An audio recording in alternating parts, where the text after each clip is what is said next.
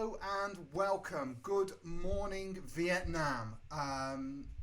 Thursday. What day is it? Who knows? It is transmutated. No, it's not. It's Wednesday. It's Witchy, Wizardy Wednesday.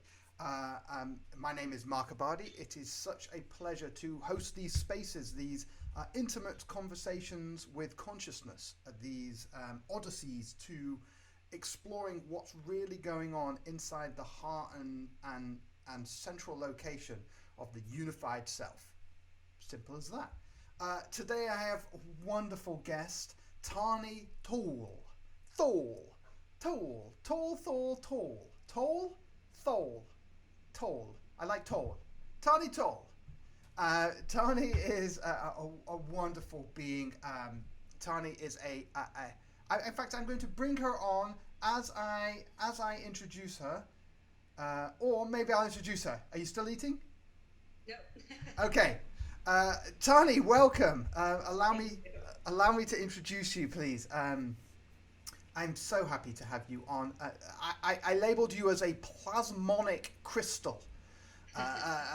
Z asked me, so what's a plasmonic? You just made that word up. And I said, yes, but it describes Tani perfectly.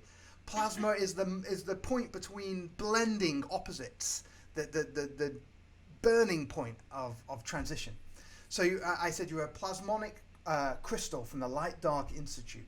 You're going to be sharing on how we weave threads of light and dark in times of planetary change. Tani, you're an energetic weaver, a lover of light and dark, a deep receiver of global cultures, and a translator of the natural world. You live from a sacred reverence for the beauty in all things, even the things that are unseen or rejected, the shadows. And you spread this precious life weaving through the threads of the service for the vision for a thriving world for all creation. You're the co-founder of the Light Dark Institute, a teacher on power and embracing shadows, an advocate for inclusion, a mother, a child of many families. Welcome, Tani. So wonderful to have you here. Thank you. Thank you. It's really wonderful to be here in this amazing show where you've been pulling together all these amazing people. I can only say it's such an honor and a privilege just to watch and to observe what's going on here. It's magical. Yeah. So tell us about what's going on for you. You know, it's an amazing time. It's an amazing time to be alive. It's an intense and powerful. I mean, my world, obviously being a co-founder and teacher of the Light Dark Institute, I'm very fascinated by themes of light and darkness, and I feel like this moment in time, those strands are coming together in a way that is very, very potent and very noticeable. Right. In so many ways. Whether it's the bigger conversation of, you know, the forces of light and the forces of dark. There's a lot of talk about that from a lot of different political and religious and spiritual spectrums, or whether it's just in the momentary being with the darkness of the grief and the pain of what's happening for so many people on this planet right now, and also simultaneously being with the light of the gratitude of what's beautiful, the potential for change in these times. So I've been riding it all. I've been loving it all. I've been, you know, in these last couple months, I would say I've been all over the spectrum. I think a lot of us are really, this time is like to feel the feels. There's so much to feel, and I've been really tapping into a lot of that and letting it move through and being with the gratitude and being with the grief. And on a personal level, we just moved, my family and I just moved to a really incredible new house right before quarantine hit. Right. So we're in nature, we're in this amazing space that was like a dream come true for all of us. And so there's been a little bit of a feeling of, we just landed in heaven and got told we couldn't leave. So the timing has been really amazing. There's been a lot of deep sinking into the nature, the land that we've been given the amazing privilege of stewarding, and so that's been an amazing ride and an amazing place from which to let myself feel and receive everything that's happening on the global level. Right. I mean, there's this notion that obviously And what's always like baffled me is the glory or the transition that comes from an embracing the as nature does, embracing the opposites. Mm-hmm. But it seems like we are kind of programmed to avoid it. Mm-hmm. Mm-hmm. What why that doesn't make sense to me. Like, why are we programmed to avoid the thing that nature doesn't avoid? Like, Yeah. what have we done Well, that's different? I think there's a couple things to it. I think for one, extremes are scary.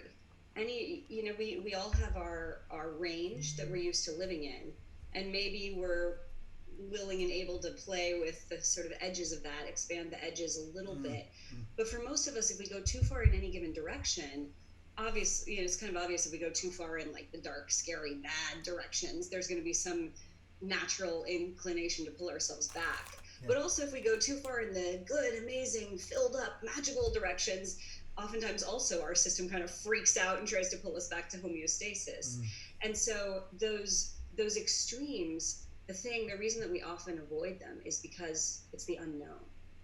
Inevitably, when we're out there in those territories, there we are facing things we don't know. mm, We're moving in uncharted territories, and of course, it's natural human instinct. I think it's natural for a lot of creatures too, mammals, all kinds of creatures. When we're in territory where we are not able to know what's coming next, there's going to be a natural urge to want to hold it and control because we could get hurt out there.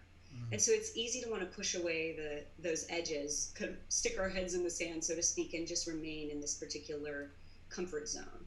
And it's one of the amazing things about this moment is we're all in the unknown. Right. This is one of the masterful strokes of coronavirus is it has taken this whole planet off the course of thinking that we know what's coming next. And when we're on that course of thinking that we know what's coming next, we can stay asleep to a certain degree. Right. It's sort And of when an we're automated. suddenly in the territory where we don't, then it's mystery, and we have to be more open than we're used to. Right. Are you excited about this change or worried? I would say I am mostly excited, and there is some worry. And I think if I weren't somebody who has done a lot of work on learning how to embrace darkness, I might be more worried. But because I have much of my life has been dedicated to learning how to say yes to intensity, learning how to be with the beauty in suffering, learning how to be with the things that are really intense and to really see the gifts in those. And so I, for the most part, it's hard to talk about excitement versus fear also because I feel like the piece of acknowledging the grief of what is really important because looking at the future, there's so much to say, so much to feel, so much hypothetical, but there's also really feeling what's true here and now. And so for me, I say excitement, but I also want to really presence that it's excitement while really acknowledging that there is a tremendous, tremendous cost happening right now. Right. And that it's impacting people really differently. It's I feel like we're being given an incredible, incredible gift with this moment in time. There's an invitation to change for our species like we've never been given before. And I feel like that invitation is coming at a very high cost, which is being paid more by some than by others. And so it feels really important to me, along with the excitement and the light of looking forward of what's possible here, to also really presence the darkness and the grief and the pain that is being felt in different ways by so many. The fear that people are feeling as they watch their businesses collapse, the grief of losing loved ones. I mean, there's so much. There's so much. So excitement with grief is how I would put it. Right. And it seems to be, again, the best ways seem to be these yes ands, these the light with the dark always. Mm-hmm. Are there any times when looking at your shit, looking at your shadow is actually a bad idea? That's a good question. I think it really depends on how you're looking at it, because so in my work, and you know this, but for anybody Absolutely, please tell us. Yes. I co-founded the Light Dark Institute with my partner. He's my partner in life and love, as well as in our work in the world together. His name is Leslie Rogers. And in our work together, one of the things that we're always interested in with darkness and with those shadows is going into it with real approval and a sense of discovery for what's there. Because if you go into those shadows for the sake of healing them or making them go away, right. it doesn't work. Right. Because ultimately those shadow parts of ourselves want to actually be honored for what Right. they are, for what the gifts are that they have to bring, for what the messages are that they have to give us. And so when we go in with an agenda to, okay, I'll honor it if that will help me get rid of it, right. it usually just makes it stick worse, because that's actually just another shadow that we're not honoring. The one that wants to get like pure and clean and perfect and get rid of all the junk in the closet. And that's perfectly fine too. That's just another shadow. But we find that when you go into those areas to honor them just for what they are, and really with love and an embrace to see what's there rather than trying to get rid of it, it sort of coincidentally tends to heal even faster than if you were trying to get rid of it. But you can't go into it for that. You have to really go into it for the love of what is. So that's one piece. And then the other piece that I would say is, obviously, this is where one of those places where light and dark get woven together, is when you're going into the shadow, there's a lot there. A lot of it is based on childhood trauma or past traumas, and it can be a very intense territory to go into, especially if those light muscles of self-love and self-tending aren't built up as much, or if there's trauma that hasn't been processed that's still really raw. And in those cases, it's really good to do that shadow delving with a lot of support, because otherwise it can be a very painful territory, and it's easy to get sucked down into it. So having support, whether it's from some part of yourself that has the ability to hold that, or from an external force that has the ability to hold that, is really important. Wonderful. Yeah, and we're both part of this collaborative as well, this Eden collaborative, which is a conscious coupling, spending support energy for other couples, and creative process where there's an integrity presenting another integrity and holding that space, which is wonderful. So any conscious couples want to check out Eden, I recommend it. It's private, but you can get invites if you know us. Yes, I believe their website is edenisrising.com. Eden is Rising, yeah, lovely. And so in this notion of going into the shadow, there's this element again back to acceptance. It's like the idea that you presented, which is if you go in wanting to reject it, like okay, I'll look at it, but then piss off, then go away. It's like that element is the shadow that we're holding of rejection. And is it the case that we should try to embrace unconditional acceptance, kind of like what the universe does? I love that question. I would say yes and no. There's ways to play with that. And this is, again, where having a supportive container can be really useful, because if there's a part of you that's, if you've had a chance in your life, because we're all on a journey, right? We're all on our healing journey. And it's a slow, winding, bumpy road for all of us. If you've had a chance to develop the muscles where you can hold that in the backdrop, that kind of unconditional love for yourself, then it's like, by all means, go into those places and let yourself go on the ride fully, holding that as your backdrop.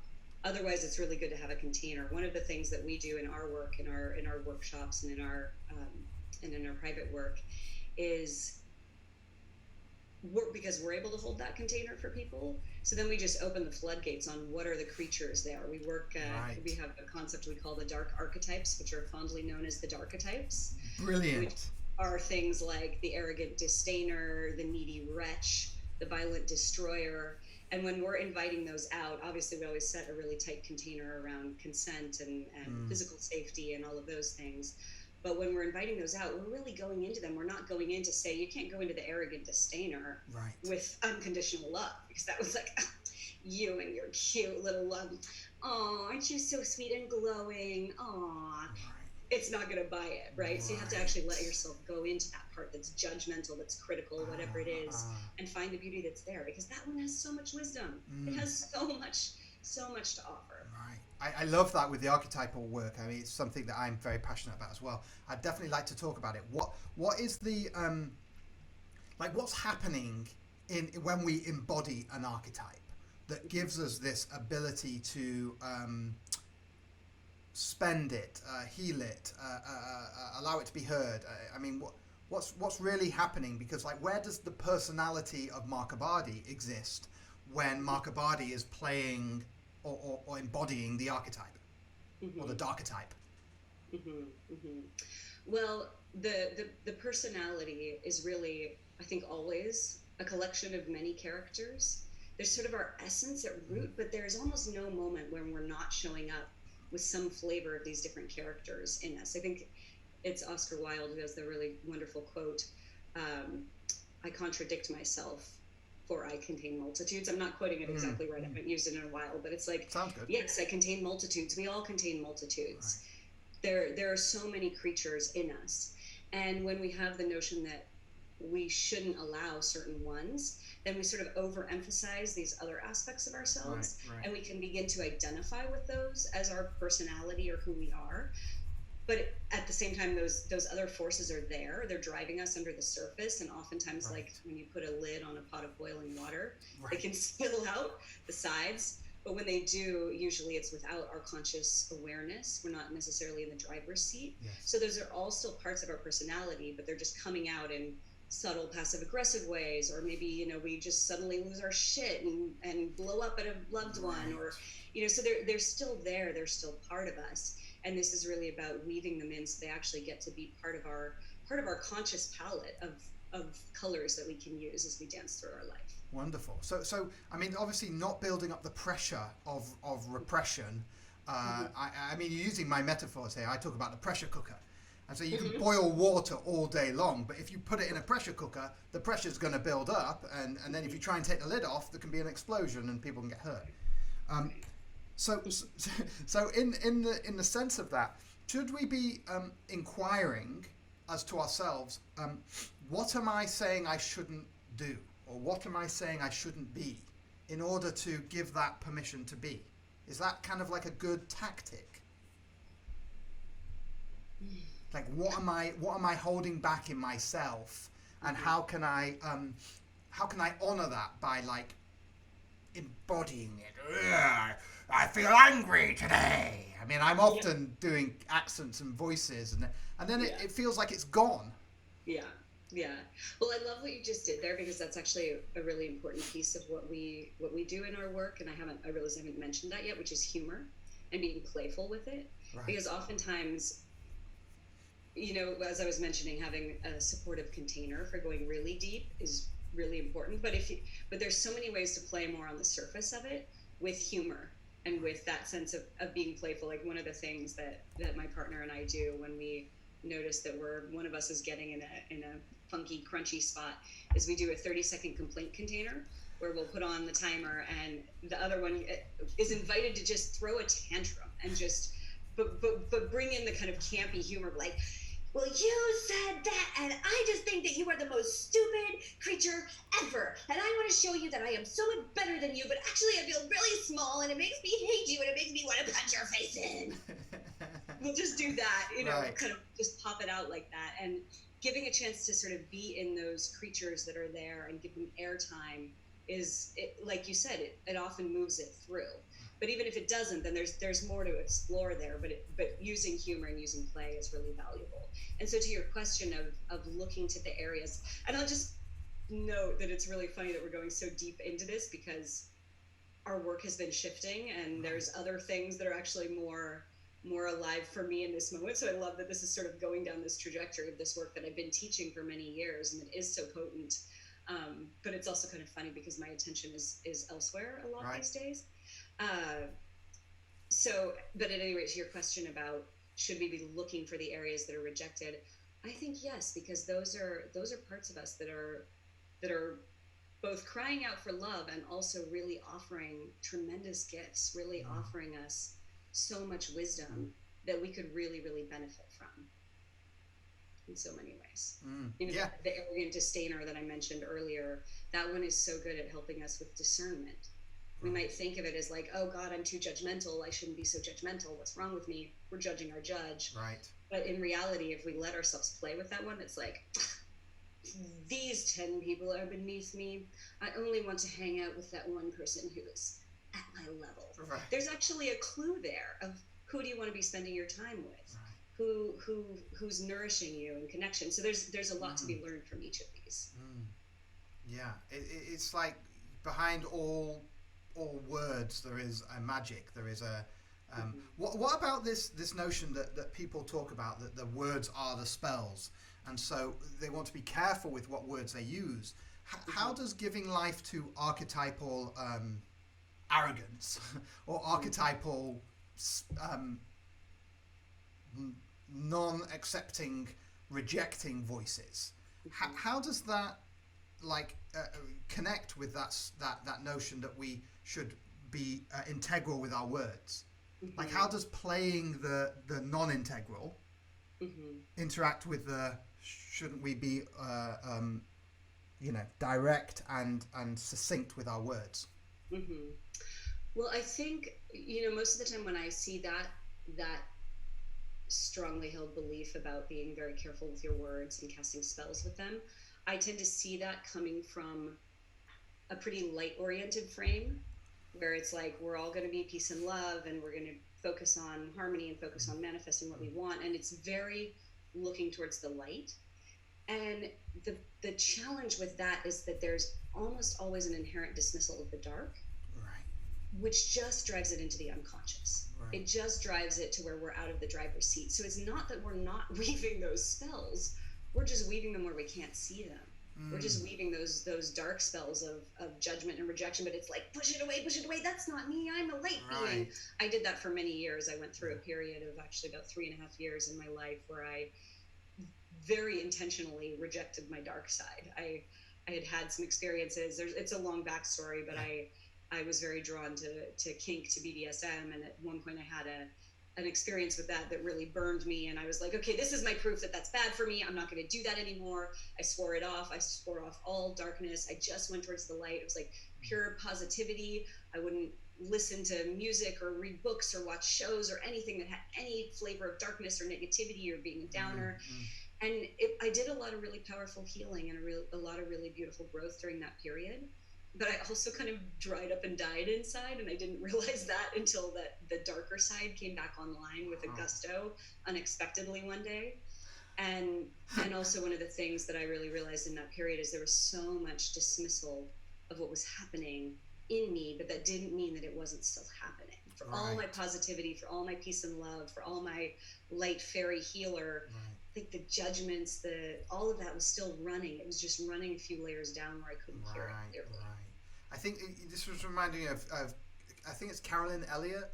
She talks about the existential kink and the notion that your conscious mind could be saying, yeah, so I want this and I want this and I want that, but your subconscious is, and as I shared yesterday, it's about 90% of us.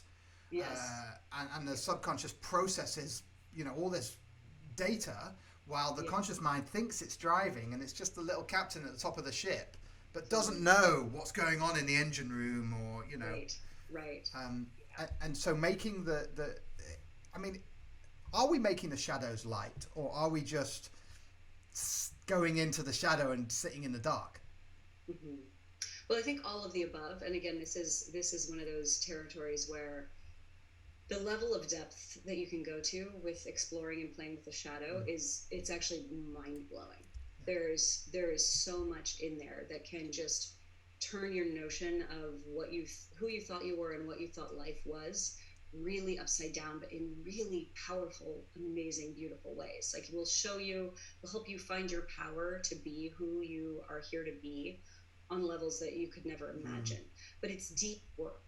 It's very deep work. And so again, it's a thing of, depending on where you're at in your own healing journey, the unprocessed traumas that are there, like, absolutely, for everybody, play with these things and find ways to play, bring in humor, bring in ways to start touching those shadows. But there's certain places that it really benefits to have support to go into, to have the full depth of experience. The sort of safety of the container so that you can surrender deeper into the unknown. Yeah. Do you know Elizabeth Hubener? Oh, that name sounds really familiar. She's wonderful. Anyway, she's watching.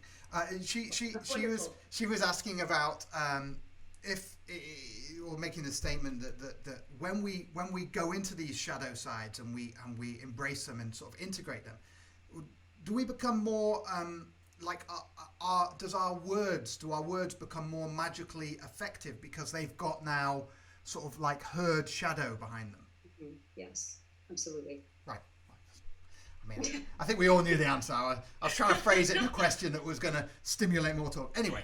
I mean, I can riff on that for a little if you want me to go further. We'll carry on. I do want to get on to the things that are really alive for you now, because I know that there are transitions afoot. One question I wanted to ask is how do you be a space for other people to feel the safety to go into their shadow? Like what's good preparation work for a partner or a space holder? Mm-hmm. Yeah, that's a great question. I mean, the first and foremost thing is having a really strong, clear, pre-negotiated container. Really, safe words for anybody who isn't familiar with those are really important. One of the kind of basic safe word container that you can use is the stoplight system, red, yellow, green, which, it's just like the stoplight. Green means go, means I want more, yes, bring it on. Yellow means I'm still in play, but slow down. I need this to lighten up. I need it to back off a little bit. And red means stop. Everything that's happening needs to come to a complete halt so that we can check in and see how we're doing. Right. In our work, we also add an additional safe word, blue, which is basically, it's not a request for a specific adjustment, but it's just a notifier of like, I'm checked out. I'm dissociated. I can't feel myself.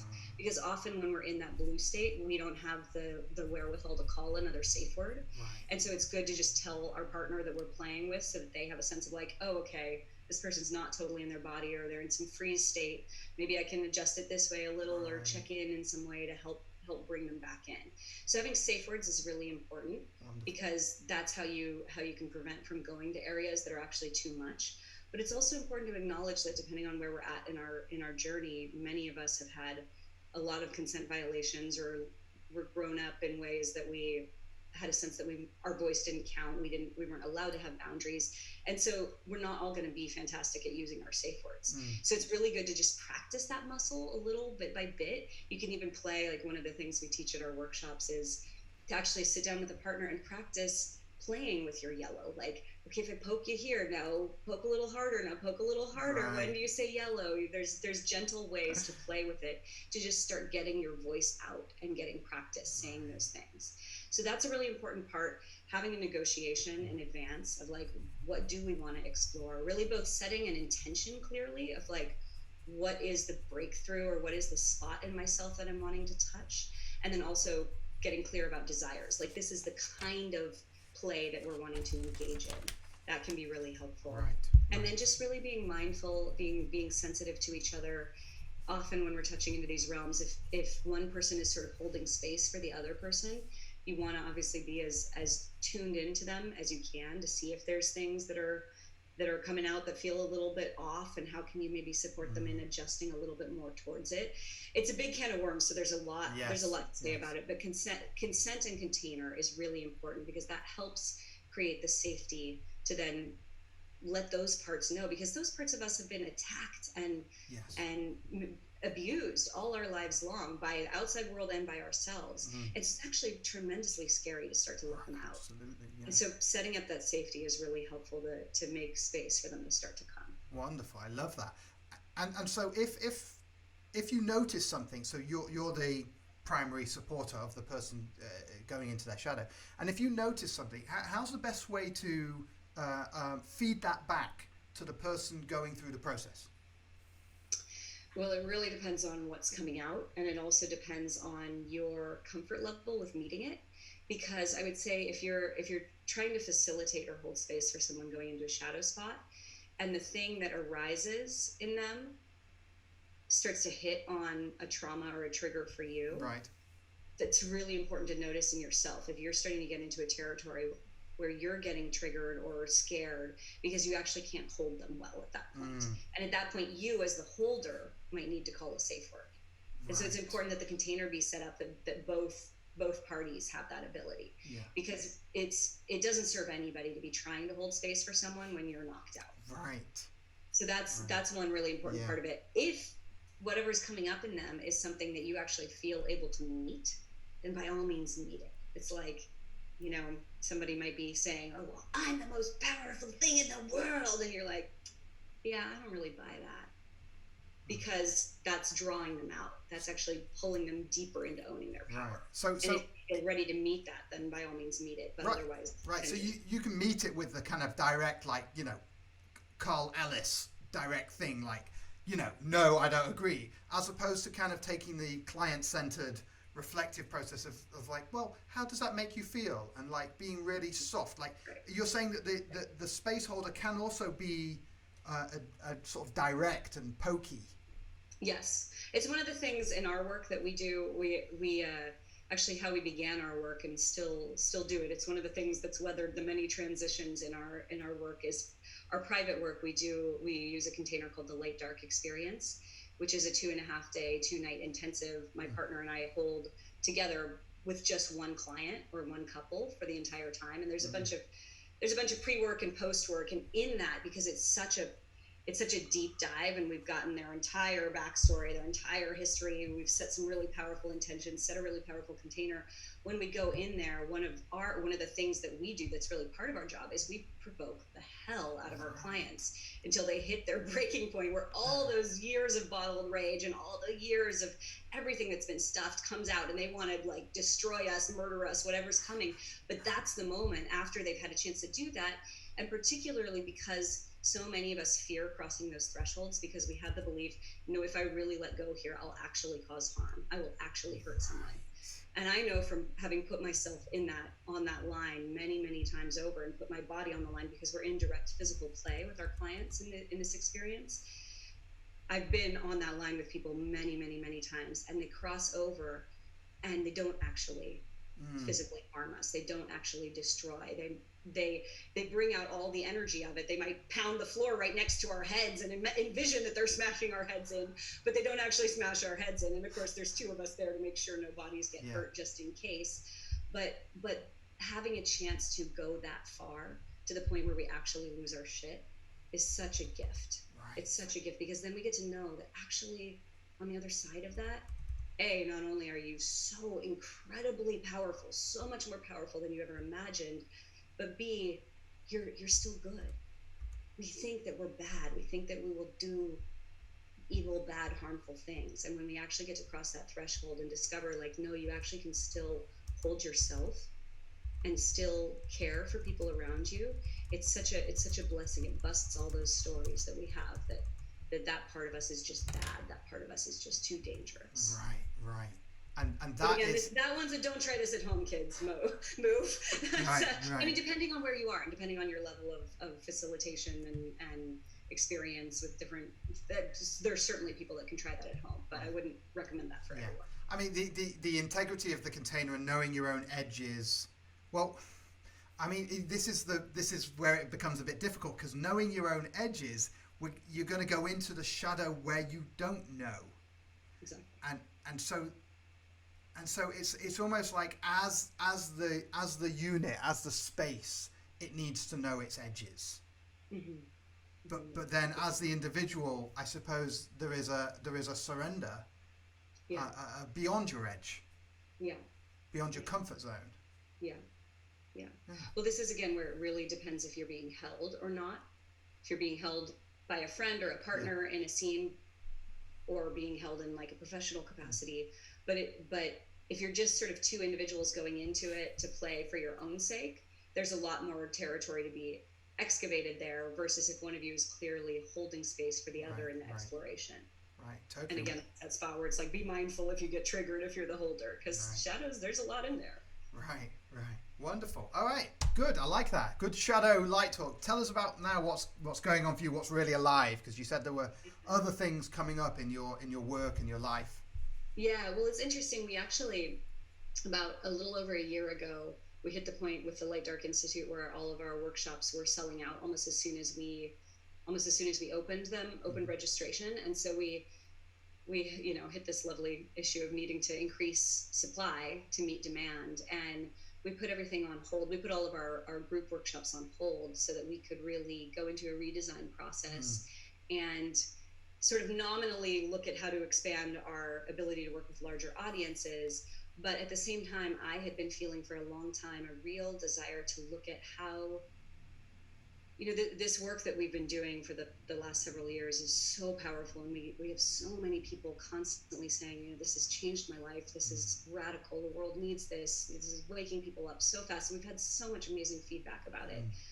And yet there was a part of me, I'm a deep nature lover. I have a deep connection practice with the earth and all the beings of this planet, and I started feeling such a sense of urgency around, I want to make sure that whatever I'm doing is really, really serving the well-being of the planet, and really serving this massive transition that I think many of us have felt coming for a long time, of how do we actually, like these sort of twin paths, light and dark, in a sense of the kind of on the dark side, the ever increasing consolidation of power and money, and the inequality, the suffering, the challenges that come with that, and also the destruction of the earth, and sort of this like dystopian post-apocalyptic future possibility. Right, absolutely. Zombies, exactly, or machines taking over the world, or any number of those sorts of things, or the trash planet, all those possibilities.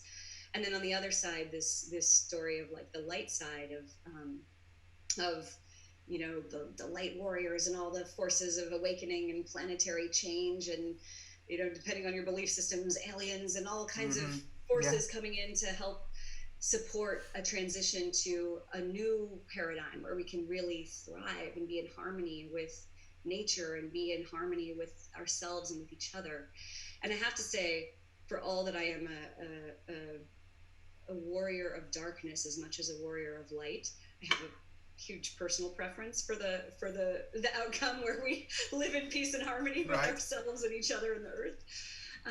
And so and yet at the same time also I really think it's important to value and see the beauty in that darker strand, because again, it's like the battle inside. If we're pushing it away on the outside, all we're doing is creating more of it. All we're doing is creating more shadow. We're using the language of war. We're using the language of enemies, of othering.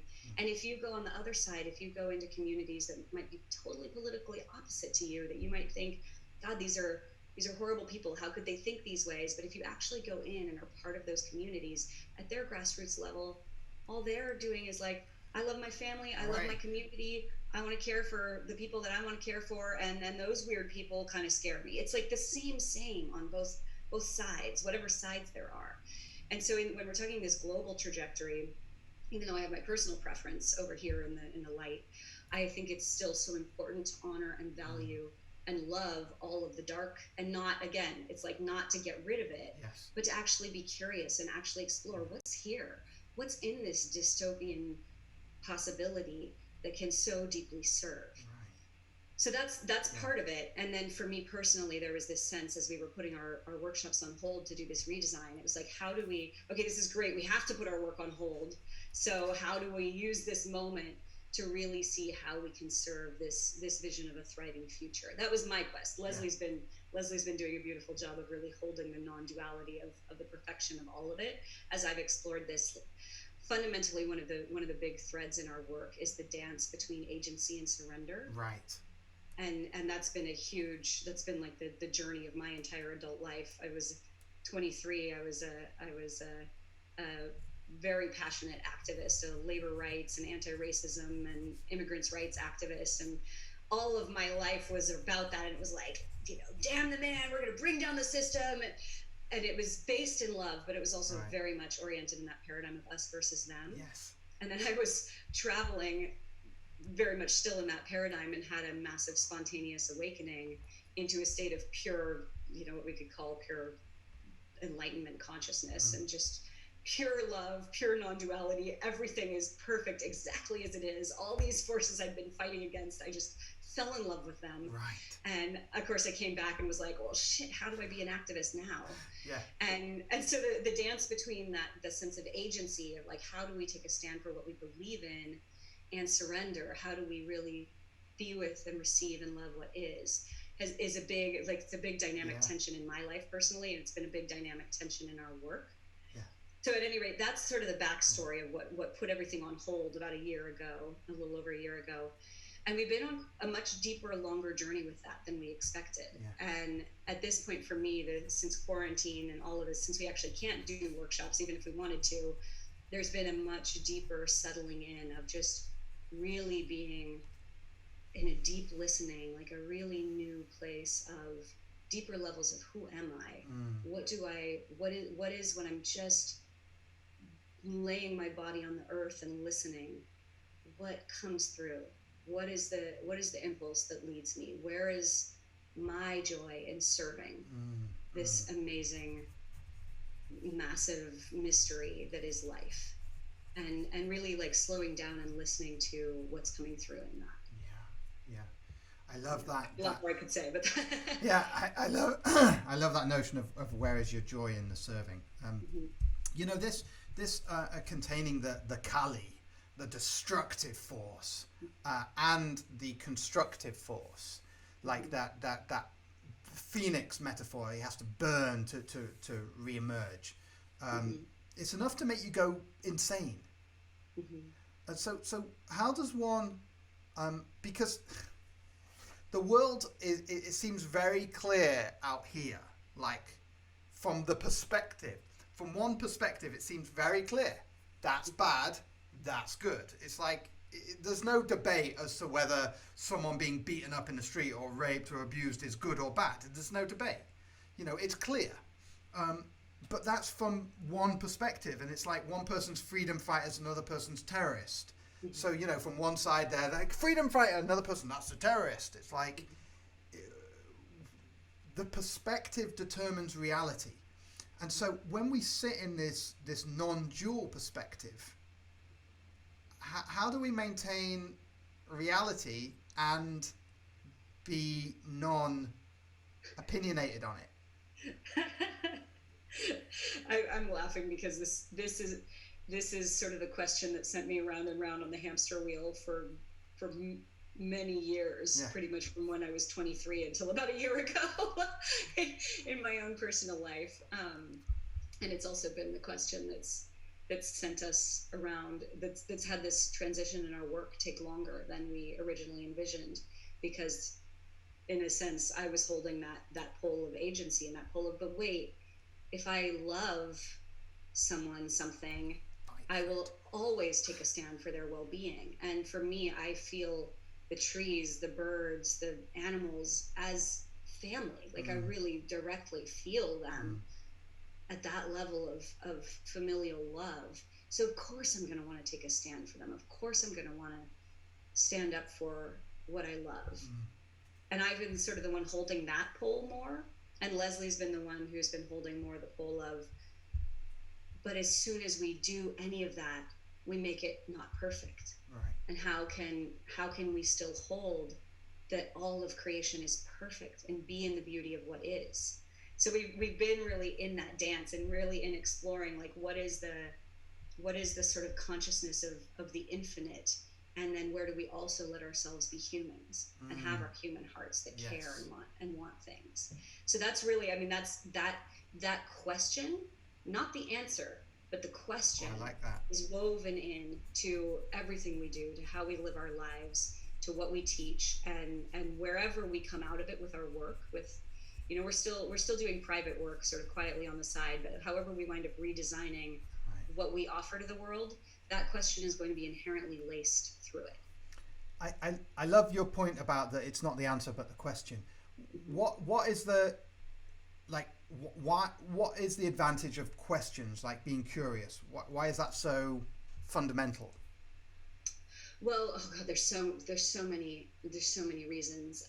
I think one is because when we're not questioning, when we think we know, it's like the view is actually very limited. Right.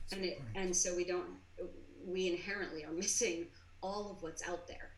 Right. And some of it might be things that are really fucking cool. And so when we start to question, we can open the perspective and start to receive some of that new information that can inform who we are, how we make this world together. So there's so much more that comes in from that. Oh God, there's so many more things to say about it, but I lost my train of thought. You know, I mean, because I've noticed that the best sort of discussions I have is like it's really hard for me not to say my opinion and to like make statements, as we've already seen in this conversation. I was trying to ask you questions, but I end up making statements. And but what I find is that is the best way is when I ask questions, it seems to be there seems to be a magic that unfolds more presently. Why is that? Mm-hmm. Well, again, I think it's the thing of going into the unknown, because as soon as we go into the unknown, we inherently have to become someone different than we expected. And I think that that's one of the beauties of coronavirus. Get me talking about bats in a minute. Let's remember to talk about bat medicine. Right. I'm way geeking out about bats these days, like flying bats. Bats. Yes. All right. It's related to this. Yeah. I think one of the real beauties of this moment with coronavirus is that it has completely taken our whole planet off the trajectory of what we thought was known. And right now, there's a lot of attempts to get back on the trajectory, but fundamentally what it did was interrupt. And we, most of us know that this planet has been headed towards, if left unaltered, we've been on a real crash course with ecological disaster, possible extinction of ourselves and everything else, all kinds of scary things in terms of the earth. And there have been so many along the last many decades, there have been so many beautiful ideas that have come in about how we could solve that, how we could find new directions, but there's not collective will, there's not enough momentum to get behind any one of them. Because if you feel us culturally as a planet, there's sort of this like ramrod going in this direction, and it's really hard to change something with that much momentum behind it. Right. And the only way to change it is to go into the unknown, because as long as we think we know, like there's the train track ahead of us, how could we possibly go any other way? But if you suddenly dissolve the train track and the train's like, holy shit, there's nothing but raw dirt in front of me, then you have to actually be at choice. You have to actually be in a state of consciously looking to which direction am I going to go. And that opens up the possibility for us to make a different choice as a planet. Right. And so that I think is one of the real beauties of being in the questioning, both at the personal level and right now at the global level, which is so important. I love that. So questions enable you to bring consciousness to choice, as opposed to just falling on the automatic habit patterns of the trajectory of the ramrod, wherever the masses are going, like the current is just pulling you along. I like that. Go on then, talk about bats. Bats. Oh, I've been really excited about bats lately. Is this not a corona connection? It is, absolutely. Oh, okay. 100%. Okay, tell us. Because I'm one of the people who is a firm believer in the idea of animal medicine, and that if there's a particular animal that you're suddenly having a lot of connection with or seeing, or suddenly it just shows up a bunch, and you haven't really interacted with that particular animal as much as you're suddenly interacting with them, that they're carrying some kind of message for you. Right. Kind of like archetypes. Exactly. And there are lots of, there's lots of sites that you can search online to learn more about the medicine of any particular animals. But I also find in my own personal experience that it's really important to tune into the animal itself and look for what is it that this animal knows how to do that I don't know how to do. Right. In terms of their energetic way of being in the world. I've learned some really powerful lessons from osprey. I mean, I healed my relationship with my mother over watching how an osprey fishes. And so, there's a lot that to be learned from these moments of interactions with animals.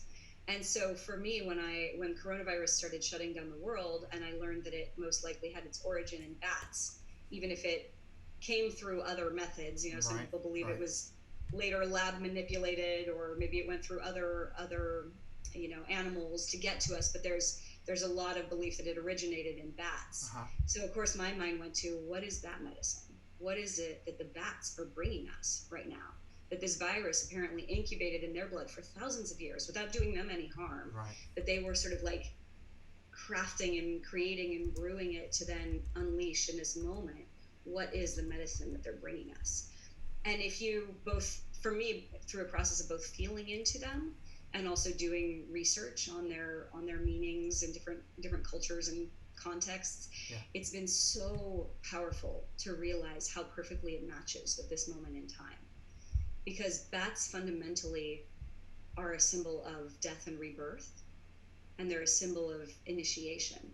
They're about going into the darkness. It's like when things have gotten to the point where you really need to change and nothing else is going to make it happen, like bats will take you into the darkness to let go of those layers and actually find what's new. But it's like you have to face the darkness. Right. And how much are we doing that through this coronavirus? How much darkness are we facing, and possibly with what's coming on the horizon as the politics around it get more and more divisive around the world?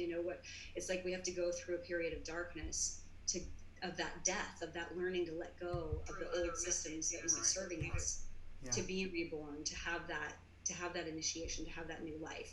And one of the things that I love in particular is bats are cave dwellers. And how much has this bat virus sent us to our caves? Like, it sent everybody home to their caves. Right.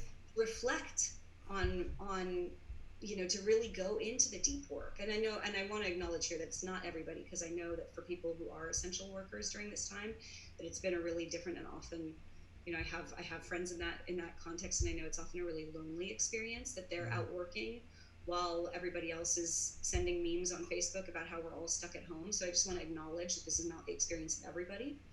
But I want to also speak to, on the mass level, so many of us got sent home to our caves. Right. And the cave is a symbol of the womb. It's the place where bat hangs upside down in the quiet and the dark. And here we are in the quiet and the dark with our busy lives stilled, having a chance to actually go in, reflect, be with what is, and have an opportunity to come out reborn. Wow. Yeah, I love it. It is so, so people listening, okay, yes, that sounds great, like my shadow, okay, I need to pay attention to my shadow somewhere, because somewhere that's a big part of me. We heard Mark say, the conscious mind processes 60 bits of information every second. The unconscious mind processes 11 million bits of information every second. So there's a big disparity to how much information is being processed by the shadow, the unconscious, the subconscious, to the conscious, the light, the blah, blah. So yes, we recognize we need to go into it. I don't know where to start. How do I start with this? Yeah, I love that question. Let me say one more thing about bat medicine first, and then we'll go there, because I'm still geeking about bats. You're batting. Yeah, so just back to the bat track for a minute, and then let's hold that, because I want to go there. One thing that I wanted to add about the bats is when I personally really felt into them, when I started inquiring about what is bat medicine in this moment, one of the things that really stood out to me is that bats get a really bad rap as being scary. There's a lot of negative imagery associated with them. But if you actually tune into who and what they are, they're very gentle. They're very, very gentle creatures. And they live often communally. They're very social. They groom each other. There's a lot of tenderness with them. And I actually had an experience. It's funny, because I've been wanting to write a post about bat medicine for a couple of months, but hadn't gotten around to it. And a few nights ago, I was settling into bed in my bedroom and just about to turn off the lights, and a bat flew into my room. No way. In my bedroom, through a little tiny open window, only about that big, which is actually at a weird angle. It had to fly up under it to get in to the room, and it proceeded to fly around our heads for close to an hour. until we were finally able to help it find its way out. And let me tell you, there's so much about this. It was so amazing to watch echolocation at work, and to watch how skillfully it navigated its way around. It never, when a bird flies into your house, it'll inevitably fly into the window to try to get out. Like, the bat never touched anything, even though it was flying so fast we could barely keep track of where it was at any given time. And it would fly right up to our faces and away again. And it was just the most amazing experience. I'm like, okay, I get it. I'll write the post. Okay, I'll get it. I'll talk about it. But in the end, the way that we got it out was it landed on a bookshelf, and my partner held a bucket in front of it, and I put a glove on my hand just in case, because they do sometimes carry rabies, and I gently kind of scooped it from behind, and it wound up just sort of crawling into the bucket on its own because it was pretty tired. Wow. And then we carried it outside, and as we were helping it get out of the bucket, it wound up crawling onto my hand and clasping onto my finger for just a brief moment before it flew away into the night towards the full moon. It was like so quintessential. Yeah. But in that moment, in that very brief moment of having it on my finger, in my hand, I just had such a flash of feeling what an incredibly tender, gentle, soft creature this is. And it just, to me, like, validated something that I've been feeling all along with this question of bat medicine as it relates to coronavirus, which is with the deepest respect to the incredible suffering being experienced by so many during this time. If this planet needed to give our species a message and give us a real shaking and send us back to our wombs to have an invitation to a new way forward, this is actually a very gentle thing that we've been offered. Right. It could be so much worse. Absolutely. It could be so much worse. And so one of I think for me, the urgency and possibly why the bat came into my room that night is like, get your shit together, write this post, and start talking about it and sharing it, is I feel like it's so important for us to honor the gentleness of this opportunity, and to honor all of the darkness and the pain and the loss that's gone with it, to honor those who have died, to honor those who have lost their livelihoods, to honor those who've been bottled up at home with abusive partners, whatever it is, honor that by really taking this opportunity, by really heeding the invitation that we're being given by bat, that we're being given by nature, and using it to make a shift. Because unfortunately, I think if we don't, the next round might not be so gentle. Right. So it's like, let's honor our dead, let's honor our loss, and let's honor the gentleness of bat, and let's like make the changes now. Oh, I love this. There's so much more I want to say. We're like right at the edge of time. But I know we had a question we were going to come back to, but I think this is more interesting. Is the shadow soft? The shadow's everything.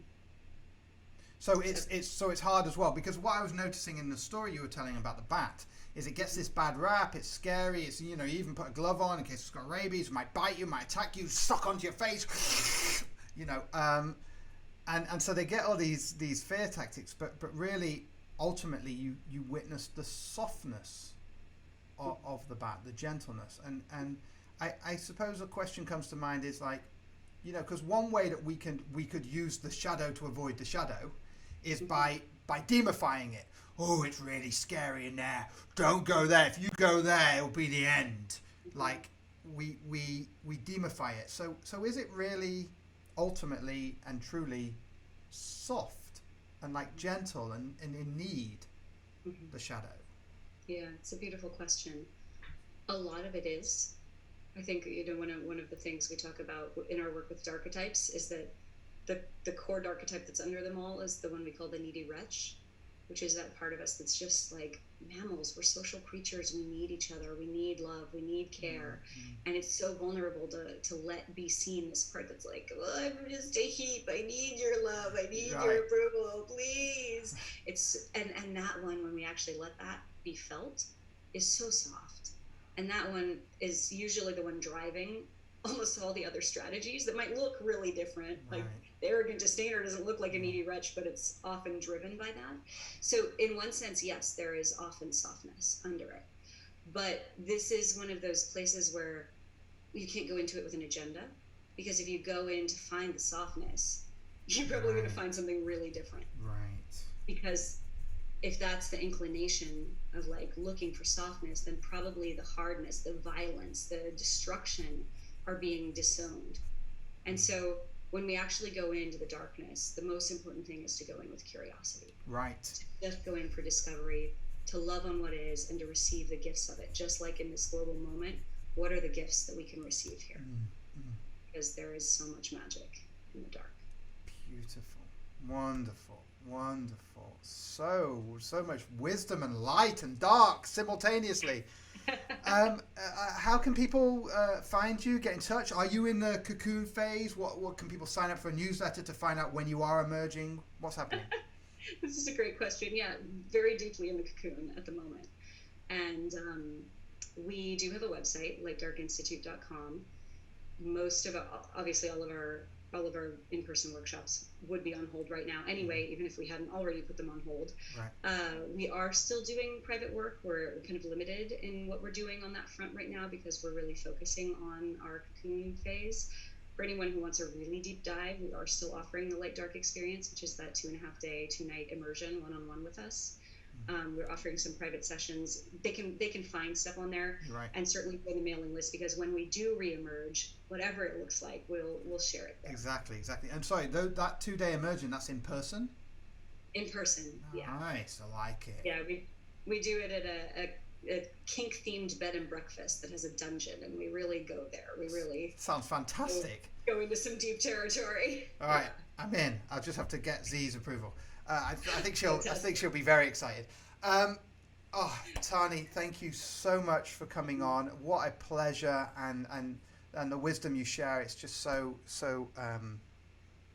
right on the button, right on the nose. Thank you. Thanks for coming on. Yeah, and thanks for having me, and thank you to everybody watching. And blessings for this time. Absolutely, yeah. Thank you so much, Tani. We'll speak soon. All right, fantastic. Many blessings, yeah. Many blessings. Thank you. Oh wow, what a lovely session with Tani. It's also paradoxical and obvious at the same time. What's without doubt is that asking questions and being curious as to what aspects of yourself exist is obviously important. And it seems to reveal a tenderness in self that allows us to unfold into our truths, whatever those are, and being curious with what is the real truth here. And again, we bring up this notion of archetypes, of playing, of acting, but you're not pretending when you act your archetype. You can really embody it and embrace it.